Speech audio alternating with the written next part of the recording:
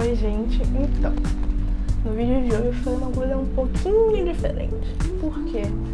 Como vocês podem estar vendo aqui, o que é esses dois aqui? O que é isso aqui de fundo? Não tá geralmente nos vídeos, né? Bom, o que está de fundo, vou até pegar os outros aqui pra vocês também poderem ver, com toda a licença do mundo, que tem muita coisa, tá?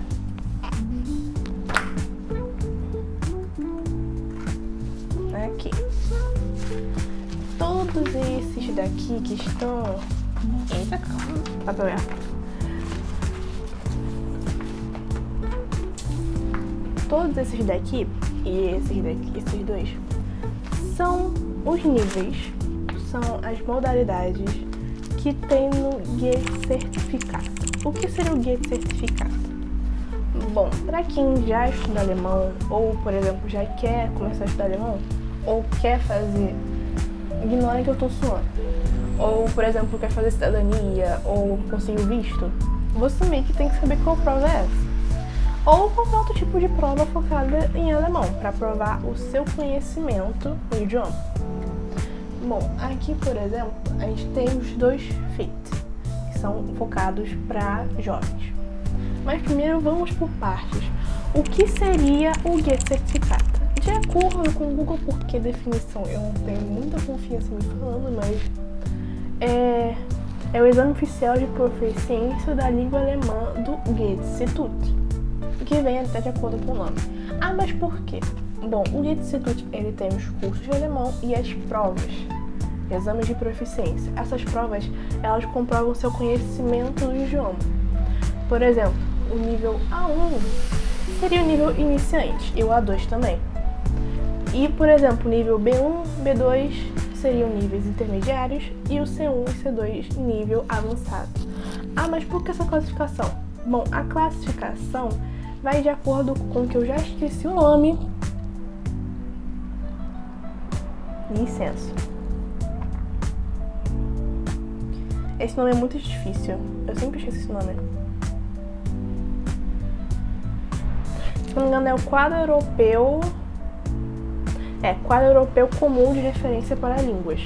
Ou seja, todas as línguas, todos os idiomas da União Europeia seguem esse tipo de classificação. Ou seja, A1, A2, B1, B2, C1 e C2. O C2 é o nível mais avançado e o B1, o A1 é o nível mais básico que tem. Mas, basicamente, como é que é a prova? Para alguém que já faz, por exemplo, curso de inglês ou de espanhol, tem um pouco mais de conhecimento nessa parte, porque ele está mais acostumado. Mas a prova é focada nas 4 capacidades do idioma. Ou seja, você teria que treinar a sua leitura, a sua audição, a sua escrita e a sua fala. Basicamente, todas essas provas têm esses 4 módulos. A diferença é como cada um é meio que aplicado. Por exemplo, o A1 e o A2, independente de ser para adulto ou adolescente, é feito de uma vez só. Ou seja, você marca a prova e no mesmo dia você tem os 4 módulos, em tempos diferentes. Por exemplo, nesse aqui você teria a audição, escrita e leitura, tudo junto em um período de tempo, dependendo de qual nível for. Enquanto a fala, você é feito com outros candidatos e o avaliador, os avaliadores no geral. Mas do B1 para frente tem uma diferença. Porque, por exemplo, se você não passar em um módulo só nesse, por exemplo, eu não passei na parte de escrita, vai ter que fazer a prova toda de novo. Eu não posso fazer só a parte que eu errei? Não, porque essa prova aqui não é modular, ela é completa. Enquanto, por exemplo, se fôssemos pegar o nível B1, o B1 é modular, ou seja, você pode não ter passado na escrita e fazer só a escrita depois, e você conseguiria o seu certificado completo, independente de ter sido feito em, por exemplo, uma parte em outros dias diferentes das outras. Mas qual é o objetivo? Bom, eu já meio que falei, o objetivo é para comprovar seu conhecimento do idioma. Então, por exemplo, você quer estudar numa faculdade na Alemanha, eles vão precisar que você tenha pelo menos o B1 ou o B2, geralmente pedem mais o B2 para frente, para conseguir ingressar na faculdade na Alemanha. enquanto os outros, como o A1 ou o A2, são mais para questão de visto ou questão de moradia lá. Então, por exemplo, a pessoa vai se casar com um alemão e quer poder morar lá, casado com um alemão. Ela tem que fazer, é obrigatório. Ela tem que ter feito pelo menos o A1 e ter o certificado do A1. Bom, como o quadro europeu é para poder classificar e separar quais níveis de idioma, foi feito mais para facilitar e também auxiliar as pessoas que querem ter visto ou morar na Alemanha. Por exemplo, como eu falei, o B1 para frente geralmente é requisitado nas faculdades. E também dependendo de empresas também. Por exemplo, vai ser transferido para algum lugar, ou quem é militar, por exemplo, precisa ter o certificado para poder comprovar que a pessoa pode ir para aquele país porque tem conhecimento da língua nativa do local. E também, por exemplo, para visto, é necessário. Quem vai ser enfermeiro, por exemplo, a maioria vai com B1 ou B2 para lá, que eles conseguem ter o visto de trabalho e poderem exercer a função lá. Enquanto quem só vai para morar, por exemplo, às vezes o A1 ou A2 já auxilia e podem continuar os estudos na Alemanha, no instituto e avançar no nível. Não é necessário a pessoa, se vai só morar lá, ela não necessariamente precisaria ter o B1 ou B2. Só o A1 ela conseguiria continuar os estudos lá fora. E também uma coisa, não é só na Alemanha que aceita esse certificado. Em qualquer outro país que fale alemão, que eles aceitem esse certificado, também é válido. Então, por exemplo, quero ir para a Áustria. Se o local aceitar o visto com base nesse certificado, é totalmente válido. E tem uma grande diferença. Tem muitos tipos de provas de certificado de alemão, igual tem de inglês e de espanhol. A diferença é que esse daqui, ele é reconhecido mundialmente e também não tem um período de validade. O que pode diferenciar é como a empresa ou, por exemplo, na questão do visto, eles quiserem que seja mais recente. Mas esse certificado não tem validade. Você pode, por exemplo, fazer em 2014 e não precisa fazer depois, nos próximos anos, só se você quiser ou se por acaso a empresa solicitar esse caso. Bom, o formato da prova é feita no papel como está mostrando aqui? Sim e não. Por que sim e não? Hoje em dia as provas são mais digitais, ou seja, no computador você vai fazer as três partes, a da audição, da leitura e da escrita, as três no computador. Em cada uma é separado, é feito em um tempo específico. Mas tem uma diferença. Hoje em dia, por exemplo, eu vou mostrar pra vocês. O A1 para adultos era feito assim, em papel. Só que hoje em dia é feito no digital. Ah, então quer dizer que também o A2 agora virou digital? Não, o A2, diferente dos outros níveis, do A1, B1, B2, C1. E tem uma pouca diferença, um pouco complicada essa parte.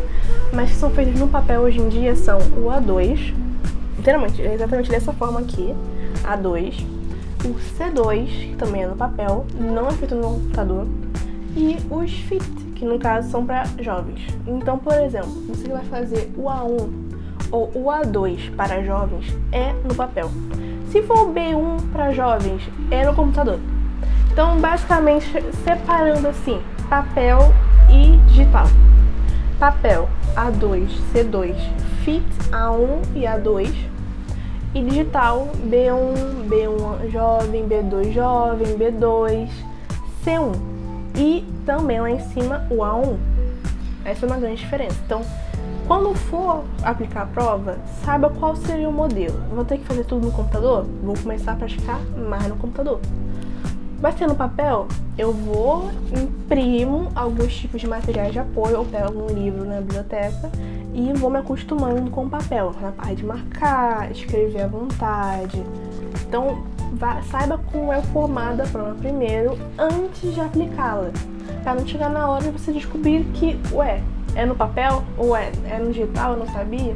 Então, pesquisa também é bom, porque tem um pouco de diferença, não é uma coisa em que você pode ter um papelzinho na hora de escrever um montão de coisa aleatória, em vez no computador. No computador, ali não tem um papel, uma coisa que você pode comentar, tipo, fazer anotações, marcar. É diferente essa parte. Então, se atentem escolher qual prova vocês forem fazer.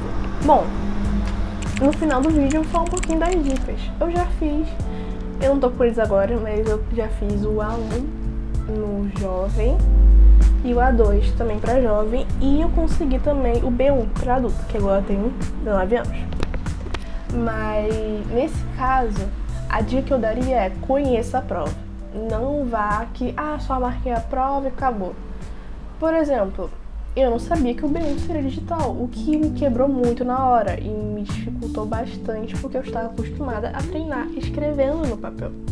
Então eu tive que ir, na hora eu tomei um susto, que acabou também sendo ruim pra minha prova, mas depois que você vai se acostumando, vai sabendo como que é o modelo, você se acostuma e faz muito tranquilo. Outra coisa, cada parte da prova tem um tempo específico. O A1 e o A2, basicamente as 3 partes escritas são juntas. Então você vai fazer audição, escrita e leitura em um mesmo período, basicamente direto. Enquanto no B1, B2, C1 e C2 tem um tempo específico cada parte. Por exemplo, aqui eu vou mostrar para vocês, a parte de leitura são 65 minutos, ou seja, 1 hora e 5 minutos. Então é muito texto, são 5 textos para você ler na hora, e as questões e tudo, então é bem complicado. Às vezes algumas são de interpretação, outras são diretas. Então também se acostume com o tempo em cada parte da prova. Não faça de qualquer forma.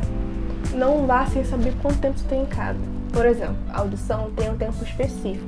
O áudio passa nesse tempo certinho, não tem como voltar. Leitura, você tem 1 hora e 5 minutos para poder ler, revisar, olhar, marcar com calma e separar direitinho. Então tem um plano de como separar a prova na leitura. E questão da audição, preste atenção se for repetir aquela parte do áudio. Se não for, se prepare para poder ficar mais atenta possível na hora. E na escrita, bom, no digital é no computador. E o computador o computador que eles oferecem tem as letras e os acentos em alemão. Então não se preocupa, como é que eu coloco? Tem ali, no teclado, literalmente no teclado. Tem mudança um pouquinho do Y e do Z, são lugares trocados, mas de resto é mais tranquilo. No papel, utiliza e abusa o que você puder de marcar, riscar, fazer qualquer coisa na prova, aproveita se for no papel, ok? E outro tipo de coisa é utilize material de apoio. No site eu vou botar o site aqui embaixo depois, tem material de apoio, que foi onde eu tirei esses daqui. Eles têm 2 tipos de modelos, tem 2 versões no caso. E você pode abusar, olhar, ver como é que é a prova, tem o tempo certinho. Tem outras informações lá embaixo, tem a parte do caderno de respostas que você tem que marcar, se for no papel. Então, procure material de apoio, vá no site. Tem alguns tipos de vídeos também na internet que ajudam um pouquinho, que foi o que eu fiz. Mas se não conseguir achar e você tiver acesso a alguma biblioteca do Goethe Institut no seu estado, ou tiver algum parente, no geral, tem livros focados para isso. Talvez eu vou botar alguns livros aqui para vocês, mas tem livros focados para esse tipo de prova. Porque tem provas de alemão e de outros tipos de âmbito. Então tem específicos para esse daqui, com o tempo certinho, com como que é formada a prova. Que se você pegar um livro de qualquer tipo de exame de alemão, vai ser bem diferente desse daqui. A ordem, o que cada questão pede. E também questão de dicas. Às vezes as dicas que tem no livro são para outro tipo de teste, e não o que você vai fazer do Goethe Institut.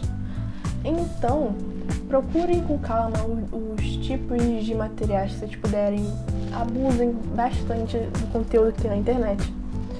E se tiver algum professor também, tem bastante tipo de coisa para vocês poderem praticar. E saibam um pouco de cada parte da sua prova, se for adulto, se for jovem. qual seria o dia, porque tem provas que são no mesmo dia, tem provas que são separadas, vou fazer um vídeo específico sobre isso depois. Mas resumindo assim, por alto mesmo, a prova do GATE certificado é importantíssima para quem quer mudar para a Alemanha, ou quem busca, por exemplo, morar em um país que fale alemão. Então, se for fazer a prova, pesquisa bastante sobre ela. Não chega na hora sem saber nada e poder gastar o dinheiro, você vai acabar gastando seu dinheiro à toa se acabar fazendo a prova de qualquer forma. Não sabe nada e acha que, por exemplo, igual uma prova de inglês. Não é. Então, procurem com cuidado, procurem material de apoio, venham com calma. Se for o local da prova, vai descobrir como é que é o local, sabe as regras da prova, que também é importante. Como quando for se inscrever para a prova, o que você tem que saber, o que pode, o que não pode. Não deem a gafe de, por exemplo, irem com material eletrônico para a prova. Não pode. Não deem um problema de acabarem dando a entender que vocês estavam colando durante a prova. Tem um papel no seu bolso. Tenham cuidado. Ah, não posso fazer a prova. Procura como é que eu cancelo. Questão de pesquisa. No próprio site que eu vou botar aqui embaixo, tem várias informações. É só procurar direitinho que vocês sabem. Também não acho que eu vou botar aqui na descrição também a questão do cada parte de informações importantes para vocês também. Mas é isso, gente. Essa prova é importantíssima. Custa caro. Não vou mentir pra vocês que custa muito caro. Mas se puderem fazer, façam com calma e com consciência. E não gastem repetindo a prova tantas vezes. Procurem dicas na internet. Procurem áudios, procurem material. E óbvio, também, né? Vai conseguir dar um pouquinho de ajuda e calma pra vocês. Mas é isso, gente. O vídeo acabou por aqui. Eu espero que tenham gostado do vídeo. E se for fazer a prova do GATE certificado, ou já fizeram, comenta pra mim como é que foi. Você se sentiu muito tenso na hora? Você ficou de boa? Você conseguiu treinar com confiança? Ou tem mais alguma dúvida? Comenta aqui embaixo, vai que aqui depois eu faço um vídeo sobre isso. Mas é isso, gente. Até a próxima.